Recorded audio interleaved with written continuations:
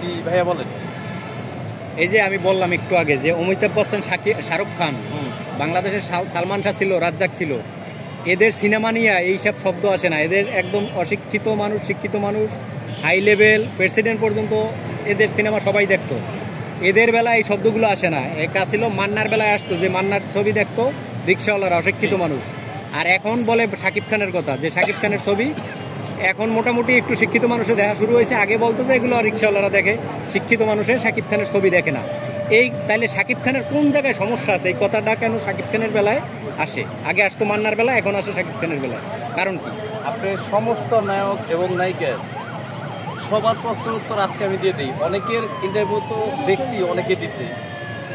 আসলে একটা কথা কি, জেনুইন কথা কেউ বললাম না, আজকে আমি আপনার বলবো, ক্লিয়ার করে দেবো।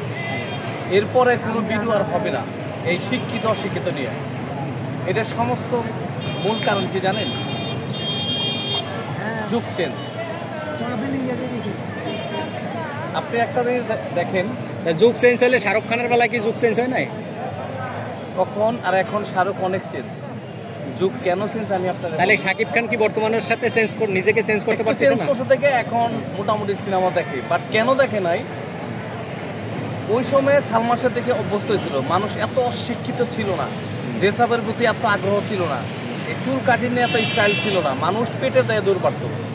এখন জেনারেশন চেঞ্জ হওয়ার পর, বিশেষ করে 2010-এর পরে আপনি দেখেন আমরা কিন্তু খেলাধুলা নিয়ে ব্যস্ত থাকতাম।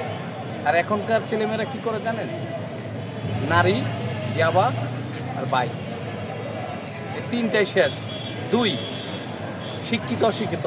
তখন বাচ্চা যারা সিনেমা দেখতো, এত মানুষ কিছু বুঝতো না, বিটিভিরেই অনেক কিছু মনে করতো। এখন বিটিভি চ্যানেল হইতে হইতে এমন অবস্থা যে হাতের মাঝে পৃথিবী আয় বসে। যুগ চেঞ্জ। মানুষ ওই সময়ে অনেকটা এতটাই স্মার্ট। আপনার আমি তো ওই প্রশ্ন করিনি, আপনি বর্তমানে তাইলে শুধু শাকিব খানের বেলায় এই কথা আসে, তাইলে চঞ্চল চৌধুরী, মোশাররফ করিম, তাইলে নিশু, এদের বেলায় এই কথাগুলো আসে না? নাটক আর সিনেমা একটা না, তারা তো সিনেমা করতেছে, সিনেমা করে না, 2টা ছবি করছে মিশু। হ্যাঁ, তাদের বেলায় তো এই শব্দগুলো আসে না।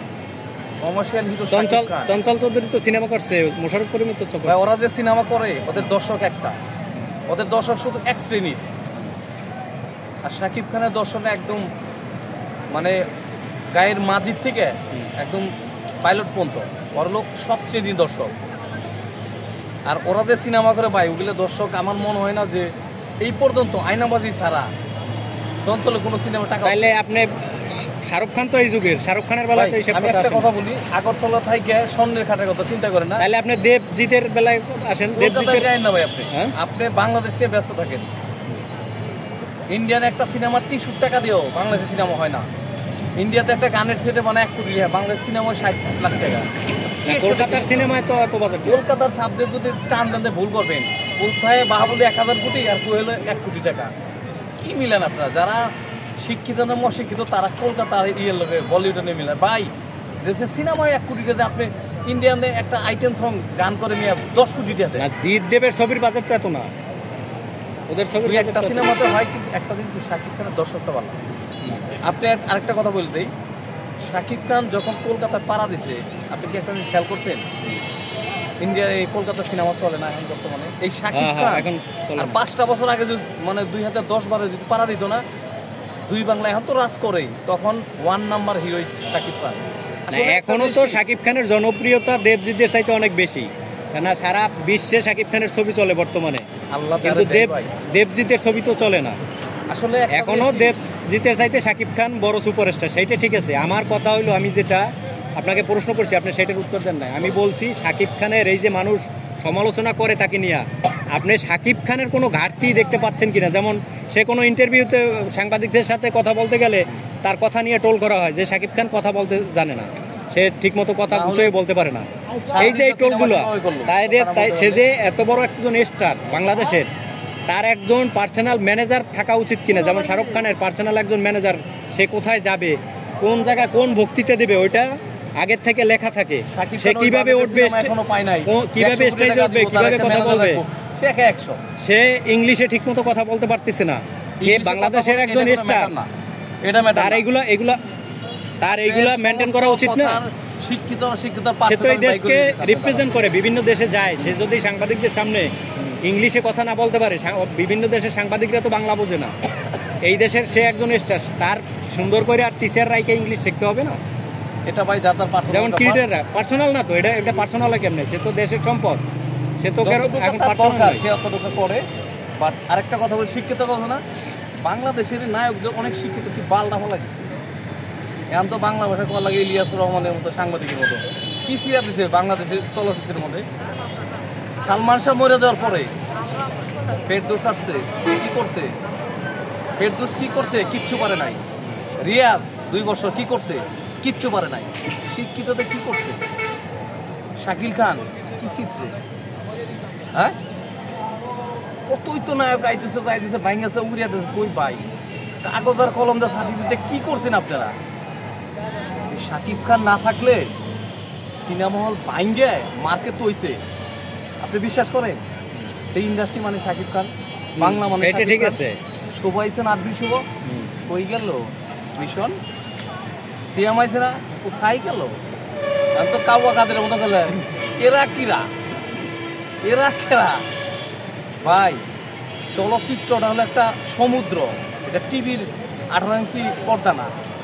অপূর্ব আইসে না, কি শিখছে? নাটক আর সিনেমা একটা ভাই। মিশু আইসে না, 2টা সিনেমা করে, কই ভাই? 2টা কই? একটা করছে, একটা করছে, আরেকটা চলতেছে। কি ভার্সিটিতে পড়ে যায় এতখানি কি করছে ভাই? সব জায়গায় শিক্ষিত অসুবিধা করেন না। আগে দেখেন ওই যে উপর একজন আছে না, দেখছেন উপর একজন আছে, ওই উপরে থেকে উনি যদি দেয়, সে কলম ভাঙা। আগেকার কবিরা তো 5 পয়সা বলে করে, ঈশ্বরচাঁদ কি জানি চন্দ্র একজন কবি আছে না, আমি এত মনে রাখি, বই টই পড়ি না। তারা তো এত লেটার ছিল না, এত শিক্ষিত ছিল না ভাই। আল্লাহ দেয়, তার ছাপ্পর মারা দেয়, তার শিক্ষিত। লাস্ট একটা প্রশ্ন, অল্প কথা শেষ করব ভাই।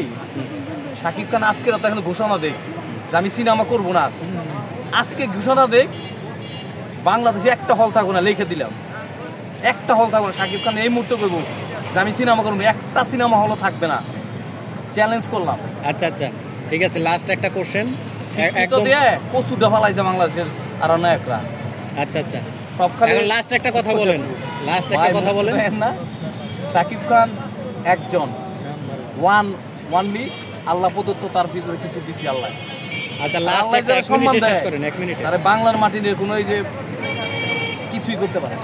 আচ্ছা, লাস্ট একটা কোশ্চেন 1 মিনিটে শেষ করবেন। সেটা হলো, এই যে দিঘির সাথে শাকিব খানের সিনেমা, যে বলে যে চাচা বাস্তি, আপনি কি মনে করেন শাকিব খানের সাথে দিঘির সাথে সিনেমা করা উচিত কিনা বা করা যাবে কিনা? আপনি কি মনে হয়? আসলে আমি যতটুকু শুনছি দিঘির ব্যাপারে, দিঘি আসলে জিনিসটা আসলে সিনেমাতে কোনো ইমোশনাল চলে না, পার্সোনালিটি চলে না, কোনো আবেগ চলে না, এখানে কোনো রিলেটিভ না, 2 ধর্মের লোক।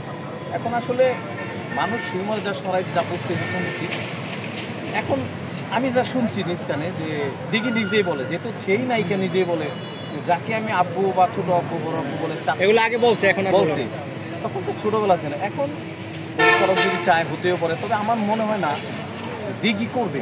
আমার দিঘি একটা নায়িকার তো অনেক সময় একটা এখন কি মনে করেন এই দিঘি কোনোদিন নায়িকা হইতে পারবে শাকিব খানের সাথে সিনেমা না করে? ভিডিও করছে, নায়িকা হইতে পারবে কোনোদিন বাংলাদেশ ফিল্ম ইন্ডাস্ট্রি? ও যখন প্রথম ছবিটা করলো, বা ওর কিছু কিছু আমি মানে অ্যাড দেখলাম, ভালো কিছু দেখলাম, তখন মনে করছেন যে একটা সাবলু মনে হারাই গেছে। তবে ওর ভিতরে কিছুটা আমি দেখে ফেলেছি যে হয়তো একটা সাবলু ভাব দেওয়া দিতে কিছু একটা পাবো, বাট সেটা ও না পারার কারণে সেটা পূজাচিরির ভিতরে চলে গেছে। না, এই যে একজন অভিনেতা অভিনেত্রীর অভিনয় করতে যদি এইসব প্রসঙ্গ টানে, সে কোনোদিন অভিনেত্রী হইতে পারবে যে উনি আমার চাচু? এইরকম আত্মীয় স্বজনের হিসেব করলে তো কারোর সাথেই অভিনয় করা যাবে না। ওর ভিতরে এই জিনিসটা কাজ করে, মানে ওর এই কথাগুলো ভুল না, এটা ভুল যে চাচুর অভিনয় তো অভিনয়, এখানে কে চাচু আর কেটা, কেউ তো রক্তের সম্পর্ক না, তাই না? তারপরও আমার কাছে আসলে যেহেতু নিজ থেকে একটা মডেল বলে ফেলছে যে আমি চাচ্চু লাগে, এখন পর্যন্ত টিকটকের ট্যাগটা কি গেছে দিঘির? না, টিকটকের ট্যাগ যায় নাই, এখন ছোট ছোট কাজ করছে। রিসেন্টলি একটা মুভি মনে হয়তো মুক্তি পাবে, নাটকের একটা আর্টিস্টের, ওটা তো হ্যাঁ, ওটা মুক্তি পাইছে, ওটা মুক্তি পাইছে। ওটা হইল 36/24 36 চলতেছে এখন বর্তমানে সিনেমা করি, তবে একটা জিনিস দিঘির সিনেমা যে যত নায়ক নাটকের এক নায়কের লগে এখন বর্তমানে শাকিব খান ছাড়া কোনো নায়িকা ফেমাস হতে পারবে না। আমার এই মানে এখন চলমান যে সিনেমা চলে, যা বুঝতেছি ভাবভঙ্গি, যেরকম শীত তাহলে শীতের জামা কাপড় পরে না, এই এখন বর্তমানে জেনারেশনের মধ্যে যেসব সিনেমা দেখতেছি, শাকিব খান ছাড়া আমার মনে হয় না কোনো নায়িকা ফেমাস হতে পারবে। আপনার মনে হয় না যে দিঘি কালকে একটা শাকিব খানের সাথে যদি সিনেমা করে মুক্তি পাওয়ার সাথে সাথে বড় নায়িকা ট্যাগ পাইয়ে যাবে? 100% সবাই জানবে, একটা বড় নায়িকা সবাই চিনে যাবে, অল পৃথিবী চিনে যাবে, যতদিন আসছে বাংলা মুভি চলে সবাই চিনে যাবে। বাট এখন পুরোটাই তাদের উপরে।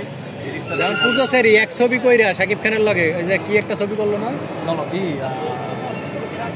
ওই যে মাঝি কি মাঝির ক্যারেক্টার, ছবিটার নাম হলো গলই গলই গলই গলই সিনেমা গুলো। হ্যাঁ, ওই সিনেমা করে মোটামুটি আগে জাদু একটা করছে চিনে নাই, কিন্তু গলই করার পরে সে নিজে গই লাগেছে অল পৃথিবীতে। যাই হোক, ঠিক আছে, অনেক কথা হইলো, সবাই ভালো থাকেন। ওকে, আল্লাহ হাফেজ।